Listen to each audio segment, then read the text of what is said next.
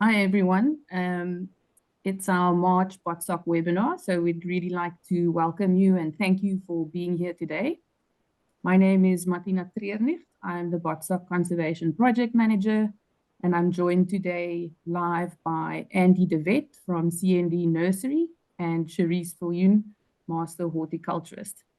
Our webinar today is titled Climate Smart Gardening in Autumn Across the Country.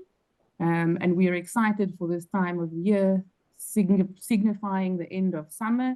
It's an exciting time for us to enjoy our garden spaces, perhaps to clean out the cupboard a little bit and to take stock of what we have in our garden and think about the winter season that lies ahead and potentially or hopefully cooler months. Even though we're talking about cleaning out the garden space, we'd also like to keep important biological components in mind as we do that. So Cherise will be touching on a few important points in how we can approach leaf litter material and how you can add that in your garden, and also thinking a little bit differently about how we approach soil conservation measures and making sure that we actually conserve the integrity of the soil, perhaps encourage plants to, settle in nice and deeply into the soil and to optimize rooting depth. We've also got Mashudu Tshitereke from the KwaZulu-Natal National Botanical Garden. Mashudu has given us a pre-recorded presentation that we will show. And unfortunately today, our one guest speaker, Sisanda, is not able to make it due to personal commitments, but I'm sure our lineup of speakers will still keep you very entertained. So with that as an introduction, I'm very much in the background today. I'm going to hand over to Cherise to give a brief introduction of Andy de Wet. Andy has extensive experience in the nursery space. And I think let's leave it there and over to you, Cherise. Thank you very much. Thanks, Martina. It's lovely to be with everyone today. Thank you for joining us before a long weekend. Andy, I'm not sure what the weather has been like in the summer rainfall area, but in the winter rainfall area, we're certainly feeling the nip of autumn. And I can't wait to get into the garden. I've been waiting for this crispy summer to just dissipate. And although we don't yet have much rain, at least we don't have that heat that's just drying everything out. Today is very windy, so we still have to contend with the wind. But how's the weather been up there? The weather, we've had a very strange summer here because we've had extremely hot spells, very hot, and we've also had very rainy spells.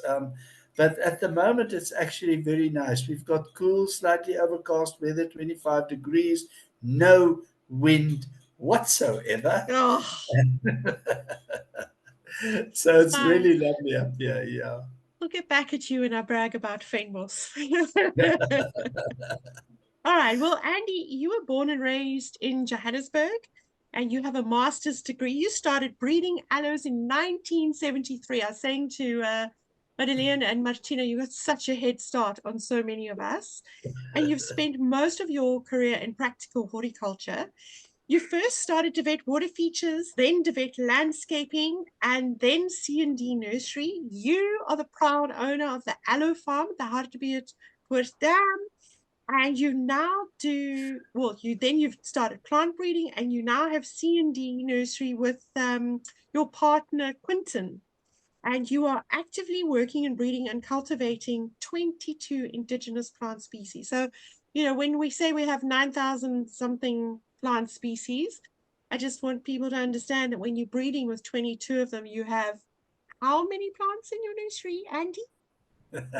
we Babies making babies? Absolutely. We mainly do hand pollinated hybrids, and we sow about 80,000 seedlings a year to select from for our what we do. You make it sound so tiny, these 22 plant species, but I was thinking, I wonder what the crossbreeding all leads to. It's also nice to hear that it's mainly South African genera, and that Your plants are being grown and sold all over the world. You are winning international awards and getting acclaims. And your latest one, I'm going to leave for you to say during your presentation. So welcome, Andy. Thank you for joining us. Over to you. Thank you very much. Can I see my pictures? Okay. Well, as I said, I was a hippie 1970s, 1969, 70, Woodstock years. Um, but this is me with my backpack and a sleeping bag going to the then Eastern Transvaal to go and look for aloes in the wild. So my breeding started about that time. So you can see I was still a young, sprightly little hippie, skinny guy in 1973. So it's been a very long journey. Next. Now, obviously, I have a place to keep. So the aloes was my biggest thing. So I did aloes initially, and the Aloe Farm, we have our display gardens, and a lot of the cultivars you see behind me there are of some of the plants that I bred. Next. And then, of course, I've got C&D Nursery, which is a retail nursery with all normal plants, but a lot of our own home-bred plants are in there as well. That's what we do. Next. And then we grow our own plants, and we wholesalers for landscapers and other nurseries. That's what we do at both our outlets.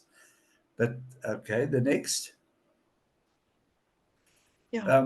And obviously now we have huge cultivars that have been tried and tested over years. And you can see this is one of our display gardens to show you the amazing colors one can get from aloes. And it's important to think about it now because water is becoming very scarce, and the climate is getting warmer and warmer, and aloes are ideal because, especially now, you can plant your aloes because they give you a lovely winter show. Okay, the wet plant breeding. I started the company, but Quinton being next to me there was joined me about 19 years ago now. And when we started, we decided we are going to really focus on agapanthus. So if you see, look at that flower in the middle there, that's called blackjack. So Quinton and I have now got, he's a junior partner in the business, and we do amazing stuff with indigenous plants. Next. This is one. So what we do is we hand pollinate with agapanthus. This is agapanthus. We hand pollinate and we create as many, and we keep record of all the parentage. And then every little pot you see there is a different combination, and we have the record of what they are. So every year we do a huge number of breeding to create new varieties, new colors. You have to do numbers. Next. And that's how we keep record. If you can see that, that is quite a long pedigree. It's Albiflora, Malotti, Bakery, Capitata, Bakery, Delta, Udidota, Imalutensis, and. So it becomes actually quite daunting. But if you've got a hidden parent in there that you want to bring out, you might not see it anymore, but you want to bring that characteristic out, you have to have records. Next. And then this is just some of the agapanthus that we've, this is just in our trialing section, and just to show you the diversity that is within the genus. And I'm sad to say that most of those plants didn't make it through the final selections, even though they're quite pretty. Next. Okay, and then, of course, the longer you carry on, I mean, it's so exciting because the genetics of our indigenous plants are fantastic. You have um, emerging new characteristics that are hidden that you cannot see in the plants, but you also have some of the ancestral genes that are also fading out of the genus that if you scratch deep enough, you can get really awesome plants. And I mean, that is one plant flowering in front, and I'm standing right next to it. So you can see the potential of our South African plants is absolutely enormous. Of course, in our breeding, we don't only breed for the glamour. And remember, the more flowers you have on a plant, the more pollen and the more nectar. So um, the plants we breed, because they've got so much more flowers and the colorful flowers, we attract a lot of wildlife. And in your garden, it'll support the wildlife in the habitat around you. And as a matter of fact, your garden can become part of the greater habitat in the area which you live. As you can see there, there's a butterfly sipping on aloe called cutie pie. Next. Mm. And then, of course, you get all the different kinds of other insects like bumblebees, bees, carpet bees, like this one. They all come to look for pollen and nectar because it feeds them and it helps to keep their life cycles going. Next. And of course, then you get the birds. Some birds are adapted to aloes. It's as a matter of fact, aloes. It's very important to have aloes in your garden because aloes um, uh, is a lifeline for birds like the sunbirds in winter because nothing else flowers there.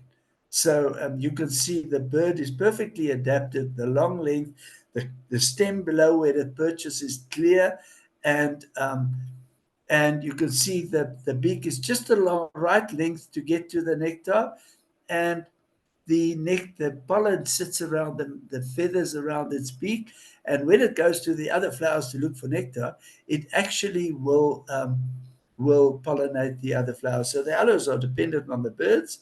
The birds, again, in turn, are dependent on the aloes. Next. Look at that. And if you plant the right plants in your garden, you can get the most attractive birds to come and visit you. Look how perfectly the aloe clears its stem for the birds to perch, and the flowers drop down so that the bird can just easily get to the nectar and do the pollination at the same time.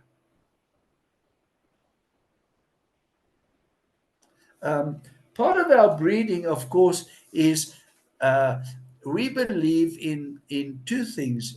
Number one is we need to try and conserve trees like this or rare plants like this Aloe dichotoma, the kwikkerboom, which you find in the Northern Cape and Namibia.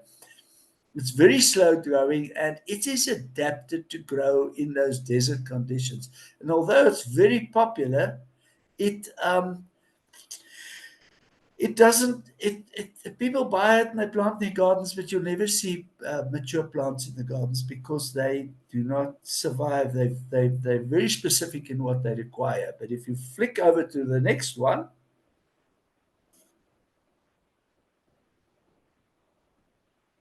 you will see this is a hybrid we call Samson, which is a hybrid between dichotoma, the kwikkerboom, and other aloe. And that plant that I'm standing next to is about 13 years old, where the older kwikkerboom, the first one I show you, would be a few hundred years old. So you can see how we can create the same architectural plants for the landscapers and the ambitious hotels and all those guys that want to plant architectural plants. We have the answer for that, and we can leave the dichotomy in the wild where it should be. And then, of course, you get jewels. This is one of my favorites. It's called Aloe Angelica, which is very rare and very hard to grow. It grows in the Pietermaritzburg. But look at that wonderful flower. So what we do we believe in conservation through propagation as well. So these we propagate and grow and supply it to collectors so that when they get really endangered in the wild, at least this species will be preserved in collections and in gardens. So it can always be retrieved and re-established back in the garden. The next slide will show you the full plant in full flower. Isn't that a beauty? It's called Angelica for a reason. But now if you look at the next slide, you will see a hybrid with Angelica. And you can see how one can enhance. And maybe it's lost some of the original beauty, but we can actually use the positive aspects of the plant and just make it extremely showy to satisfy the gardeners who want to actually dig them out of the bush.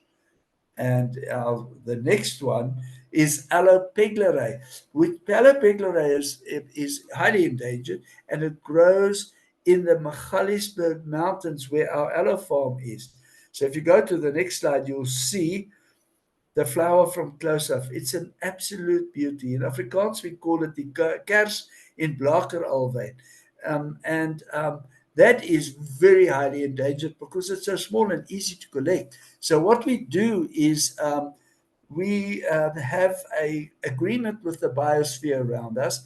Some of the farmers collect seed from the wild and we germinate them. So if you go to the next page, you will see 2 years ago. That's a hybrid with Aloe Farm. Can you see now? Farm doesn't like to be in your garden either, but if I cross it with a few other things, I can get the same characteristics, maybe a bit enhanced plant that's much easier to grow. But this one we have high interest in the conservation of. So if you go to the next slide, you will see we got seed from the farmers 2 years ago. They gave me more than I thought they would. So we gave back to the farmers about 10,000 seedlings. We germinated the seed for them because they can't do it. That's what we do. And this went to the Botanical Society in Pretoria. These are little plants that they planted, and they're about a year old from when we gave it to them. You can see how happy they are. And all those plants, probably about 17 or 1,000 in total, are hopefully all going to find their way back into the mountains. And all these people that are part of the scheme will plant them back in the mountain, and maybe we'll be able to conserve this plant, this beautiful aloe, by this project of ours. Next. Then we also have plants like this. It's a recently discovered little aloe in Madagascar. It's called Delicatifolia. You can see why. And this plant actually is very rare. And the person who described it gave us some seed, and we are now growing it and giving it to, or selling it, just to recoup the cost, to collectors, so that this species will be in conservation in collections all over the world, basically, ultimately. And then, of course, we work on other genera. So this is just an example of the Gousblom, Arctotis. What I love about this is the blends of colors that you can get in Arctotis. This is nothing like you find in the wild. We've got to tame them so that they are easily grown in gardens. And our South African plants should be bred by us, because in the past, almost all our South African plants have been bred overseas, and then we pay royalties to people overseas for South African plants, and I think that's wrong. That's why I encourage youngsters to start breeding our plants as well, although it's a long road.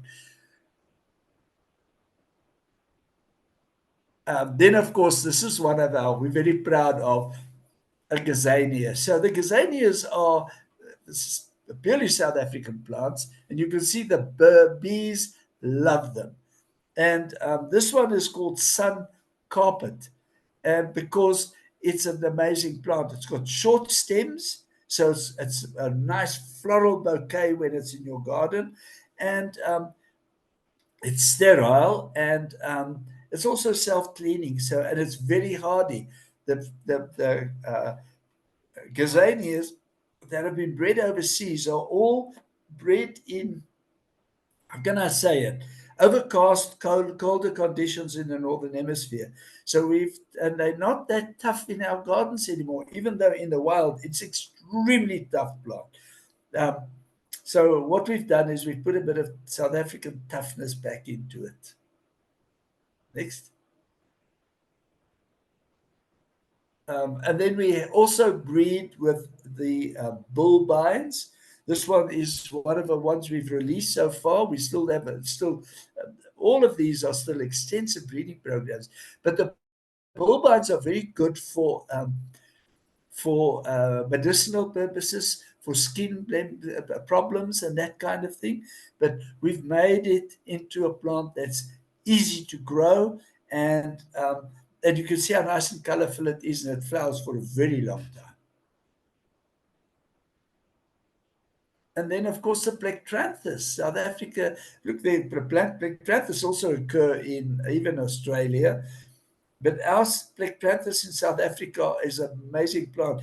And it also is a host plant to several really amazing butterflies that occur even in the gardens in Gauteng and all over the country, basically. The Commodores, butterflies, love them. But what we've done is we've just taken it and purified the good characteristics into a very ornamental plant. And this plant you can now buy in places like Japan, America, even South Korea, and of course Europe, all over, and that kind of thing. So this is the success of the breeding of our plants.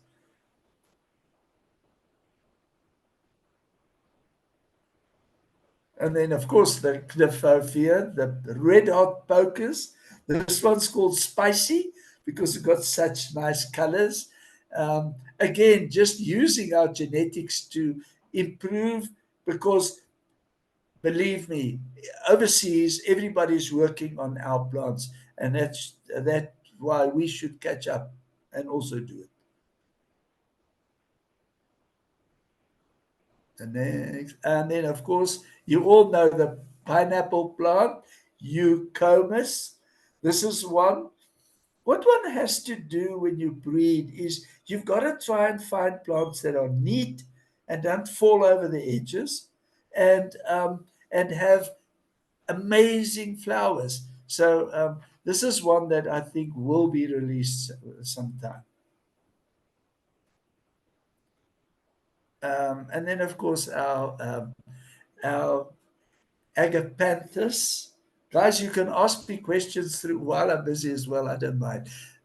This is Agapanthus twister, one of the first cultivars that we spread worldwide. You can buy it in Canada, all over. It's very popular now already. It comes out of a very big breeding program, and we were very happy to get this plant in the market because it opened the doors for us with some of the growers overseas. They're a bit snooty. They don't always want to look at what us South Africans are doing. Next. And then, of course, we had to set a benchmark for some of the colors. You all know there's a blue and a pale blue and a white Agapanthus. So what we did is we just super enhanced the blue, tried to get it to flower for a much longer period, open flowers that face you with very dark blue buds. So this one was released about a year and a half ago, and it's called Midnight Sky. And I mean, can you see, the more buds there is, the more nectar there is for the butterflies too. And the birds to come, and the birds and the butterflies love this. And then, of course, our pride and joy is Agapanthus blackjack. So blackjack won what we consider to be the World Cup in ornamental plants. It won the best new plants of 2023 at the Chelsea Flower Show in England. That is the most prestigious award that an ornamental plant can win by public shows. So that is Agapanthus blackjack. It flowers for about 3 months, very neat plant, disease resistant, big flower heads that face you. And that's at Chelsea. You can see the emblem of the Chelsea Flower Show, plant of the year 2023, blackjack. And that, again, what to create a cultivar, it's not just a lucky find. You have to look at a lot of factors. So blackjack is one of the most vigorous growing plants. It's easy to grow. It grows fast. It's neat. It's disease resistant. And you can see the flower heads are full and round, and the flowers are open. They face you, and the color, of course, is amazing. And it's not too clumsy either. So the plant is nice and neat for transport, and for the growers and the retailers. They all also want a plant that is quite uh, uh, uh, uh, neat and tidy and easily to be handled. I think I've overspent my welcome. This is my last slide. So I have to say thank you for your time, guys. I don't know if I get questions, or how does this work? I can't hear you, Celine. Thank you. Yes, we can take questions. I'm watching the chat for anyone who asks. But Andy, did you see the reactions from the participants as blackjack came out? All the little hearts and trumpet blowing and hand claps are from the participants really celebrating a homegrown South African growing our plants and winning one of the most prestigious awards in the world plant-wise. So proud of what you've done, and to be associated as a South African plant and horticulturist with you. So we're not finished yet. 2025, we are going to release another really exciting secret plant. I'm not going to tell you more. A genus. Give us a genus. It's also going to be agapanthus. Okay, we'll take it. Annie, how many hybrids, this might be a mean question, how many hybrids, successful hybrids currently would you count that you've achieved in your horticultural career? You know, Cherise, you could release a lot of plants because there's no restriction on one. So what we do is we try to release as few as possible, not to confuse the market. But I think we're standing at about 200 successful cultivars so far. That's fabulous. Elizabeth has a question, if you're ready. She wants to know, she's not going to like the answer.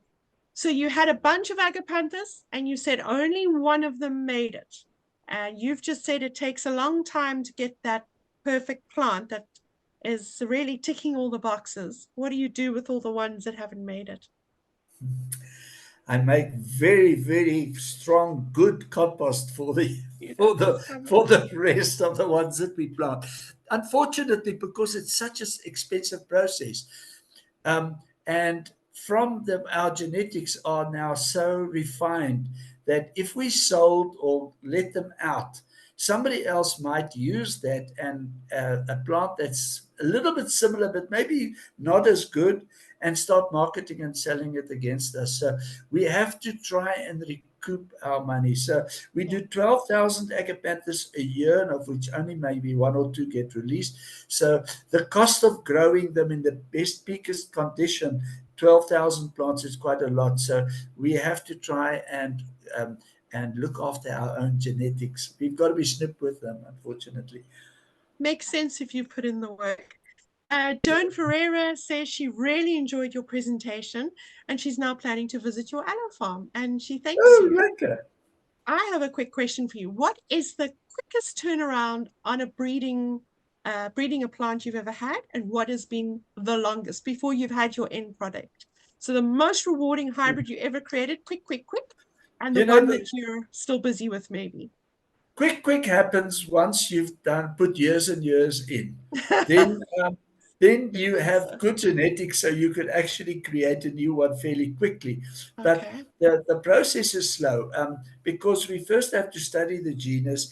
Then we have to do some initial crosses just to see what happens, how it works, and where the potential lies in the different species and the dominant and recessive genes and how they all put together. So it takes about 5 years to really almost get going.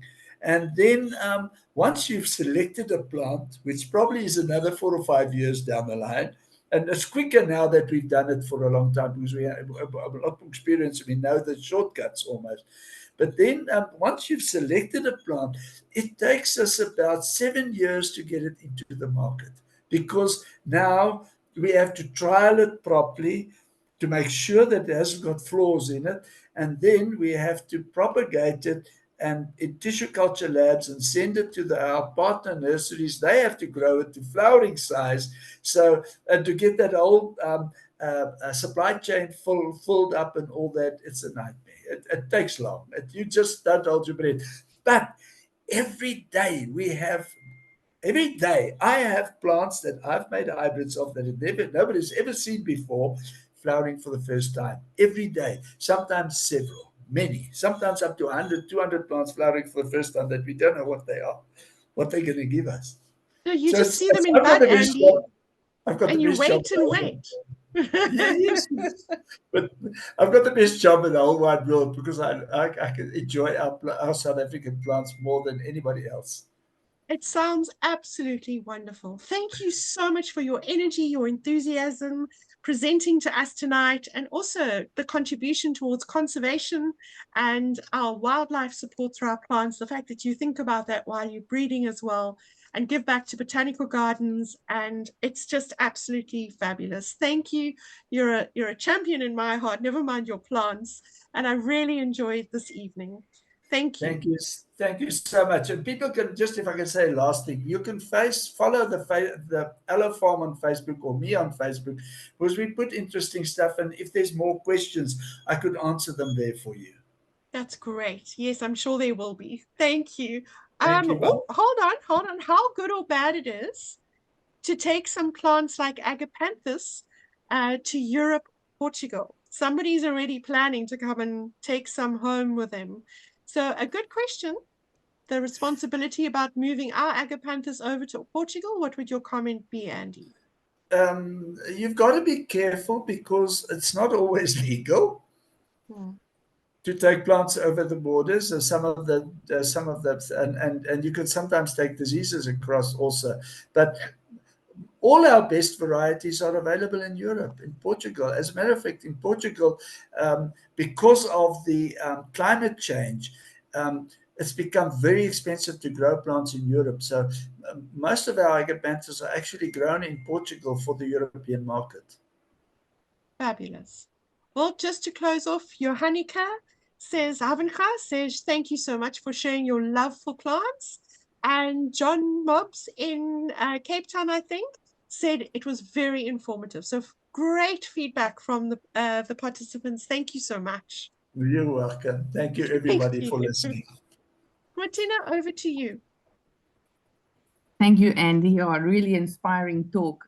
I can see that we will have to perhaps answer some of those questions afterwards. So thank you for the pointer to your Facebook page also. It's my sort of duty and also honor now to introduce Cherise Viljoen to you formally. Cherise and I have been working quite closely together the last couple of months. We've really enjoyed it. We have been doing a few talks related to our webinar theme today on climate smart gardening. So we thought we'd share some of that information with you, and it's very much Cherise's work and expertise that will be coming through in the presentation today. But just very briefly, Cherise is a master horticulturist. She's the owner of Cherish Plants based here in Cape Town. And she's got extensive experience as a nursery manager. She's worked at the Kirstenbosch Botanical Garden for more than 20 years. And Cherise is really passionate and brings with her a knowledge of growing plants, which includes both propagating and the production. And she's got a specialized focus on indigenous flora in botanical gardens. Cherise's personal favorite is Streptocarpus, which we are all, I'm sure, familiar with. And And Cherise is also a regular guest speaker on various popular media channels. So Cherise, you actually don't need any introduction, but we really look forward to your talk today. And thank you so much for sharing your knowledge with us. Over to you. Thanks, Martina. What a lovely introduction. I have been having lots of fun with Martina. And what I've done is I've taken a very small section of the presentation that we do together. We can be invited to speak to groups about the Botanical Society, and then an extended version of this talk that I'm doing with hints and tips on climate smart gardening. But I'm going to just begin. So I just need to share screen. There we go. So some of it is intuitive for those of you who are avid gardeners, but I always like to just check, and it is very much more Cape Town winter rainfall related, although this can apply to being climate smart across the country. But for the moment, it's very much Cape Town based because our talks are all being run in the Western Cape at the moment. So what I do is I talk about gardeners and I talk about summer drought. I have a thing about saying that Cape Town and the Western Cape is winter rainfall because it sounds like we luxuriate in water, which we do in winter when it's cold anyway, but we are summer drought. And if you say from summer rainfall to summer drought, you really start thinking about your gardens a little differently. And we have poor soils, nutrient poor soils, because that's what the local fynbos and indigenous rhinoceros and all the vegetation types around the Western Cape are used to. That's our geology. The wind is almost always blowing. Plants have to contend with this. And it definitely makes our plants different from the rest of the country. Although, as I said, a lot of the survival strategies to be climate smart that I'm going to show you are common to plants no matter where they grow across the world. So they have to try save their water and they're trying to stay cool. They can't get away from the sun or their unpleasant conditions. They have to adapt to what they find themselves in.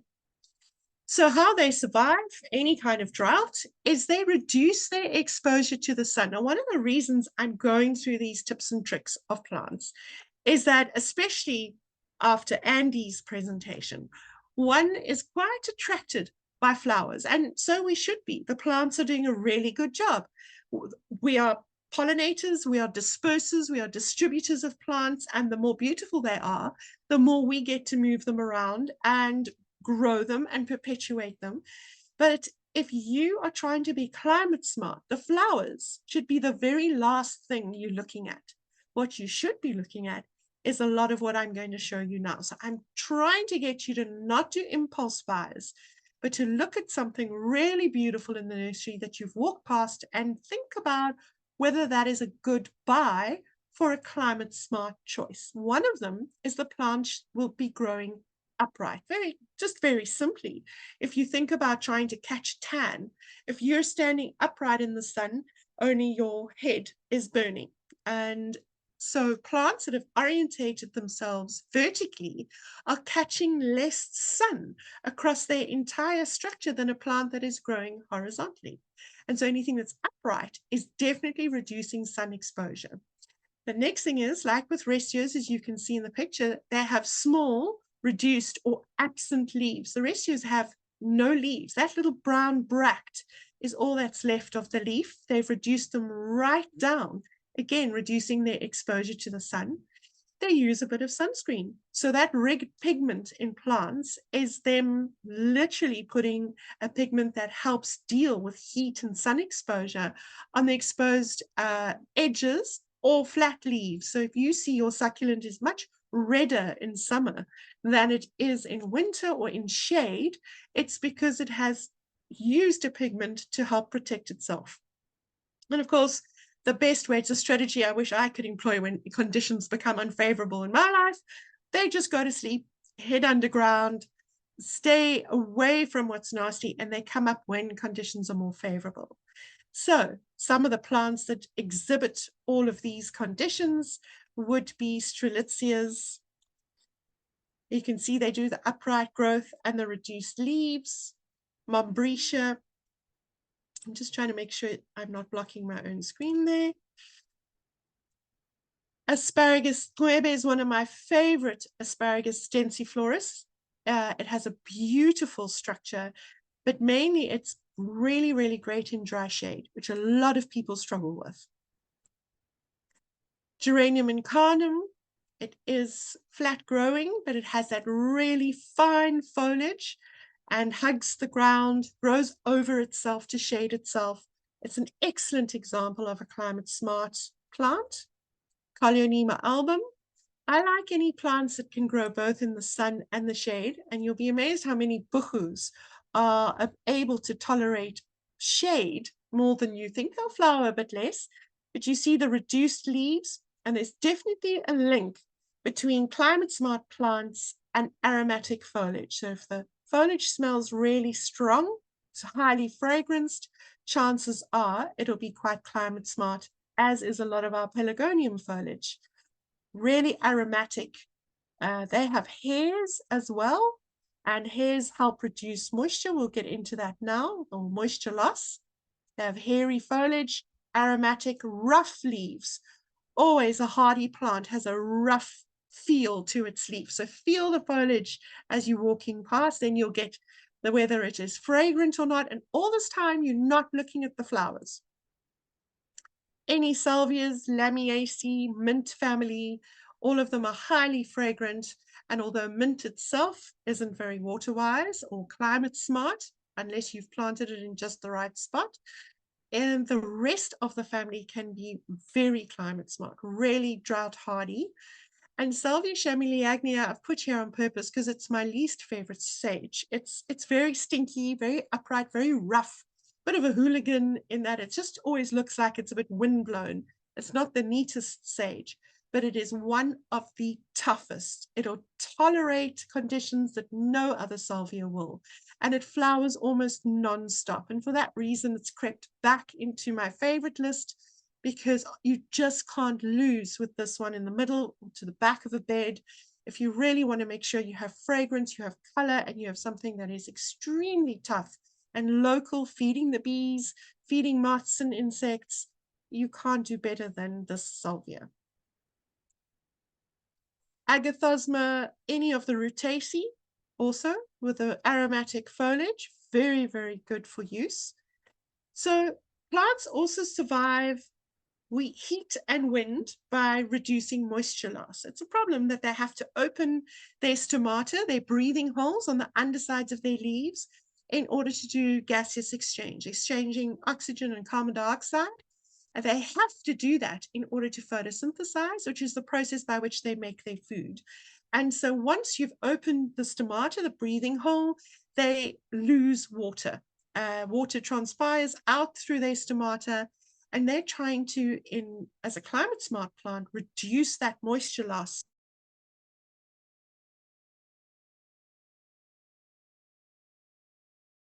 Store extra water, as most succulents do. They have a waxy layer, which many plants do, not just succulents.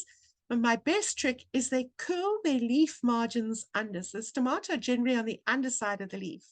And so they curl their leaf margins in, so they're creating a little covered area, almost a little pergola, little stoop, little courtyard, in which there is less wind, and they lose less moisture, having protected their stomata by curling them leaf margins under. So you can see that's actually a picture of rosemary that's done it. Mediterranean plants do it quite often. So here is a fan aloe distributing its red pigment in the tips of its leaves, growing upright, storing its own water, and it has a waxy layer. So you can start to see how climate smart plants really stand out at you when you start looking at what their strategies are to survive and to succeed. These are Phylicas, a very good companion fynbos plant in the garden. It is quite a hardy plant and looks great amongst the more, what I would say, more difficult to grow fynbos. But you can see how beautifully they curl their leaf margins on in that small picture on my left. Then, to reduce moisture, if they can reflect the heat, if they can send the heat of it away, and reduce the effect of the drying effect of wind. And they do the reflection through being gray or silver, and really, really hairy leaves like helichrysum can do. So look at the hairs on that silver tree. It's beautiful. All of that is trapping moisture for the plant. Some examples of plants that do this. So it has silver or gray foliage. It's reflecting. It grows upright, so it's reducing sun exposure. The leaf margins in many gazanias and ursinnias are curled to protect their stomata, water loss, and it grows upright and finely divided leaf foliage. So it's a fabulous plant. See how many boxes it ticks? And then we can all say, okay, wow, look at the flower as well. All of these genus plants in these genuses, oh my goodness, genuses, exhibit these wonderful characteristics of climate smart gardening. So if you see one, you can take one with confidence. Not only do these plants and using indigenous plants to be climate smart provide answers to our summer drought in the Western Cape, or drought or dry gardens throughout the country, but of course, look at the feast they offer our pollinators. That is a buffet of pollen being served. So the whole idea behind the talks is for me to show people and get people passionate about using indigenous plants to be more climate smart, but also, as Andy kept mentioning as well, as horticulturists, as growers, as gardeners, if you have plants, you have bugs and birds, and what a blessing. So to create gardens that support your local rainfall conditions, support beauty for you, but most of all, support the beauty of our wildlife. Our gardens are havens for wildlife. If we use indigenous plants or pollen-rich plants and create spaces for birds in our urban environments that are growing more and more concrete, we are really doing a lot to help conserve fauna as well as flora. Hundreds and thousands of small mammals, frogs, reptiles, birds, and insects take shelter in our gardens. Chameleons, that's going to be one of the talks that Martina and I give this year on the webinars. We're going to highlight the plight of chameleons and what you can do to help. Of course, beautiful bumblebees, and the plight of the bees as well has come in. So here are a few tips as well for making more climate-wise plant choices when you're choosing what to add to your garden. Look for slower growing, more longer-lived plants. They're not as thirsty because they don't have to support as much growth quickly. Bulbs and annuals are brilliant. They're adapted to hide during hot summers. They just finish their life cycle and either disappear underground or disappear into seed. Look for well-rooted plants. When you've finally found the silver-leaved, hairy, upright growing plant, be sure to pick up the bag. Check what growing medium has been used. See if it is well watered, if there's a lot of compost, but mainly, is that bag full of a decent root system? Because roots are the answer to your plant making it through the transplant successfully. Look for fragranced foliage and try and find other things to plant for green flat spaces in your garden other than grass. There are a lot of amazing plants that are ground covers, whether in sun or shade, that can look really lovely. I have to be honest, if you have dogs or grandchildren, forget about it. But if you don't, you should seriously be considering planting something else for a green flat surface that can be lightly trafficked instead of grass. Know your soil type. You have to know what you're planting into for watering purposes. And it's not just as easy as saying, oh, I have sandy soil. I know that drains fast. Oh, I have clay soil. Thank you, Cherise. I know that it drains slowly. It's way more than that. It's how much water you put down. We all irrigate to get our plants established or to get our less climate smart plants through the drought periods. And really what you need to do is put on your usual amount of watering and then go dig a hole. You want to see water being penetrating to at least 30 centimeters. So it doesn't have to be a massive hole in your garden, but it has to be deep enough for you to see, well, I turned my sprinkler on for 20 minutes, but how deep did that go into your particular soil type? That way you can encourage much deeper root growth by knowing how long to water in your soil type, and no bare soil. If you think about it, any bare soil in nature has suffered some catastrophic event. Usually the plants that are growing in that soil are working very hard to shed leaves and shed leaf matter and cover the soil so that that rich microorganism covered mulch layer survives to not only put nutrients back, but to prevent evaporation. Water in the early morning to capture the dew, allow your plants to wilt a little bit. It's good for them. It makes them stronger, not to the point of death, but you don't have to keep them so hydrated that you're watering every day. That really is a no-no. You can slowly wean them into needing less and less water. And targeted hand watering. Rather, if you see a couple of plants that need water amongst plants that don't switch on your sprinkler. Just go take that leftover cup of water or fill a watering can and rather go target those plants in particular for a watering. Garden in autumn and winter. Plant before the rains. Know your plant. Know what it needs. If it's happy, it will be healthy. Use less fertilizer. Higher if you're going to fertilize in the end numbers, which have to do with root growth and healthiness, disease resistance, and less nitrogen, which creates lush growth, which is more thirsty, or the plant has to support it by being more thirsty. No digging. If you can prevent massive turning of your soil, hoeing, don't put what's under on top. We've learned more about our gut flora. We know more about soil flora, and it doesn't like to be exposed to the sun.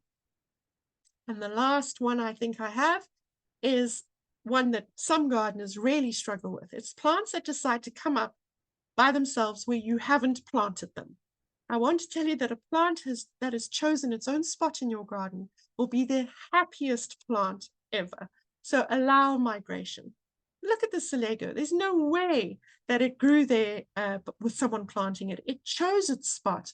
And as harsh as that is, it is thriving and happy and healthy. Thank you. That's my presentation this evening.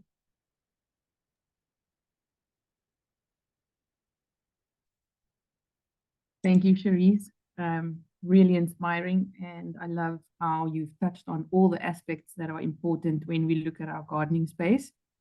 Cherise, I'm going to ask I would like to acknowledge that we have 2 questions in the chat to you. If you could potentially respond to those questions in the chat, just because we're a little bit pressed for time. Sure. I think they're quite interesting. But yeah, there's a question by Lindsay and also by Johannika. So we'll answer those questions to you shortly. But we would like to now move to our third guest speaker, Mashudu. As a brief introduction, I will just say a few words about Mashudu and the experience that he brings as a speaker today. Mashudu is a horticulturist that works for SANBI, and he's currently based at the KwaZulu-Natal National Botanical Garden in Pietermaritzburg. Mashudu has worked in many botanical gardens across the country. One of these is the Kirstenbosch National Botanical Garden. He's had some experience also working in Walter Sisulu, and also more privately in the Stellenbosch University Botanical Garden. So we're going to ask our host of the webinar to try and play us the audio and Mashudu's pre-recorded presentation, and then we will close again at the end. Thank you so much. Hi everyone, my name is Mashudu Tshitereke. I'm the horticulturist at KwaZulu-Natal National Botanical Garden. And today I'm going to share about the climate smart gardening in autumn here at KwaZulu-Natal National Botanical garden. Well, going forward, the presentation will cover the following subtopics. We'll start with the introduction, and it will be followed by the growing theme and the garden features, and also the horticultural technicality. That will be followed also by the plant species, the fascinating species that is found within the theme, and also the biodiversity within the particular theme, and the observations that are made on that particular theme, and the garden tips, and the conclusion. This presentation is based on the climate smart gardening experience in autumn at KwaZulu-Natal National Botanical Garden. KwaZulu-Natal National Botanical Garden is a tropical summer rainfall garden which is located at the end of Mayor's Walk in Pietermaritzburg, KwaZulu-Natal province. Well, the next aspect of this presentation would be the growing theme. The growing theme of this presentation would be the indigenous diversity mixtures. The indigenous diversity mixtures comprises of plant with different form, color, shape, and sizes, and also plant with a variety of flower colors, and it's also incorporated some natural features. And there is also the means of sustainable water management within that particular theme, and all the species that are growing there are indigenous, and the entire theme itself is encouraging the biodiversity within the area. The other aspect would be the garden features. The garden features comprises of the hard landscaping, which in this theme we have the natural stones, we have the stones edgings that were used in the border. We also have the wooden edging that were also used in the border. Going back to the natural stone, they serve a very crucial purpose in terms of controlling or influencing and controlling the climate of the area due to the number that they are available within the particular landscaping.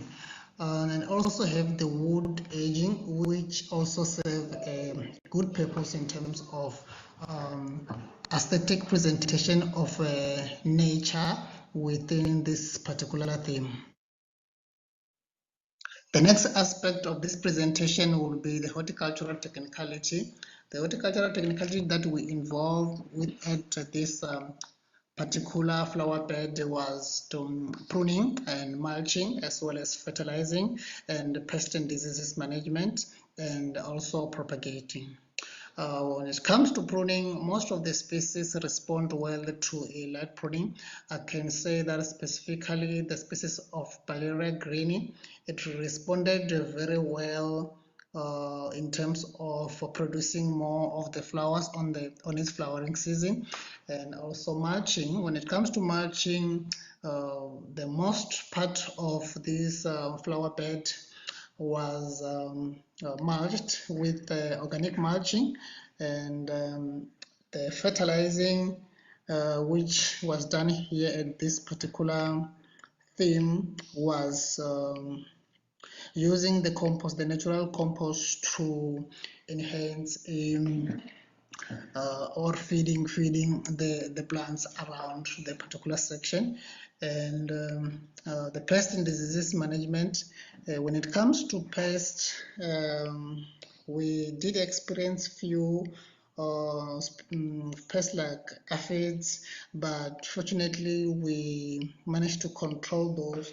And I've noticed very well that one of the organic pesticides such as oleum is the one that we use actually to control.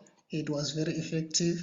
And when it comes to propagation, most of the species that we propagate at this particular section respond very well with cuttings. And as for seeds, we are looking forward to see some of the species such as Valeria greenie to try to collect seeds and try to make some propagation using the seeds. One of the fascinating plant species that is currently growing within this particular theme is the species of the Valeria greenie.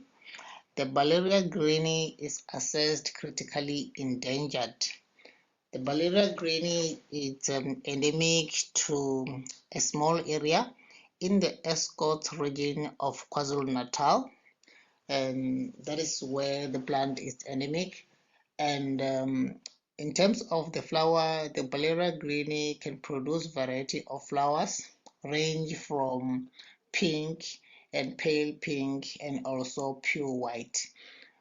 During the evening, the Valeria greenie produce a sweet fragrance flower, and also it responds well, and it is respond different when it comes to pruning. The pruning plays a very major role in terms of how plant would flower and how the plant will grow. The pink to white and pale flowers of the Valeria greenie, of course, attract some butterflies within the garden, as the flowers are colorful and are of a different in color.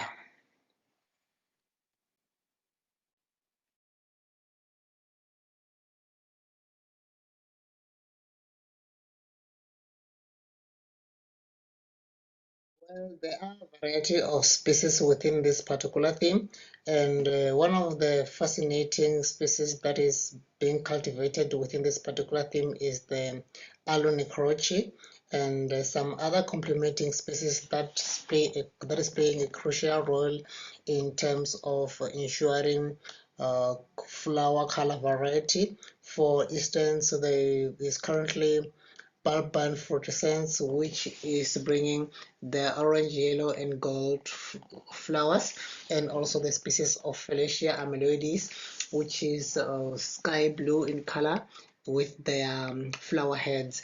And of course, there are two species that is also playing a major role in terms of attracting the birds within this particular thing, which are the Sterelitza regenia and the Nephophia praecox, with their deep orange color of the Sterelitza regenia and the yellow flower heads to orange of the Nephophia linearifolia.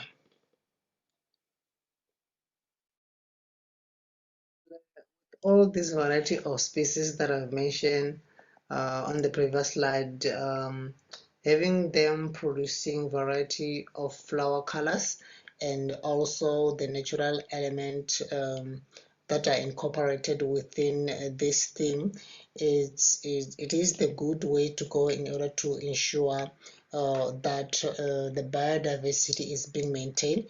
I see a lot of insects and animals that are being attracted to this theme due to what is exactly being incorporated within the theme. I've seen the bees that are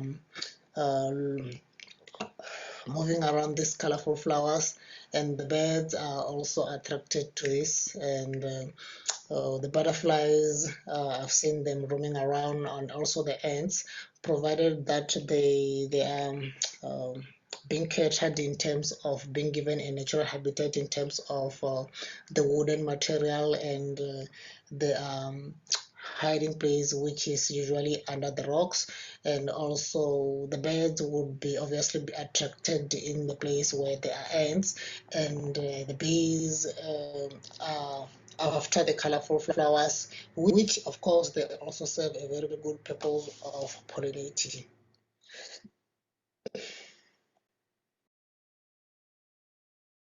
My general observation with regard to this particular theme is that planting the variety of plant species, of course, attract different insects, and It also plays a crucial role in promoting biodiversity. Pruning also plays a very crucial role in enhancing flowering of most species, and incorporating natural features such as wooden material within the flower beds also encourage biodiversity because it gives the natural habitat of different species within the flower bed. Well, there are natural features such as stones and rocks, which also plays a little influence in terms of the microclimate of the area, and also the surrounding areas such as the lake. It also plays a very important role in terms of the microclimate of that particular flower bed. Well, my gardening tips with regard to this subject is based on exploring different horticultural technique with the aim of determining response. For instance, different pruning the same species in a different way would be a very good way to determine how the plant respond to that specific horticultural technique. Therefore, it is advisable that you can try to prune it differently and try to check and determine how does the plant respond. And also having plant variety of species is of course a good way of attracting a variety of animal species within your flower bed. Therefore, it is advisable to avoid monoculture at its best, and of course incorporating some other natural features such as stones and rocks would play a very crucial role in terms of determining of playing a role in the climate of that particular area. Therefore, it is very much advisable to incorporate some other elements within the flower garden. Yes. In conclusion, autumn here in the KwaZulu-Natal National Botanical Garden is one of the seasons with a variety of flowering species, and still have the favorable weather for everyone to enjoy and explore what the biodiversity can offer. Autumn in KwaZulu-Natal National Botanical Garden, it's summer in a summer rainfall region. It's usually the most flowering stage of species planted in summer season. As I conclude, on the next slide, you would see the email address that we can share some of the experiences that are related, and also for further clarity with regard to this presentation. Thank you so much. Thank you.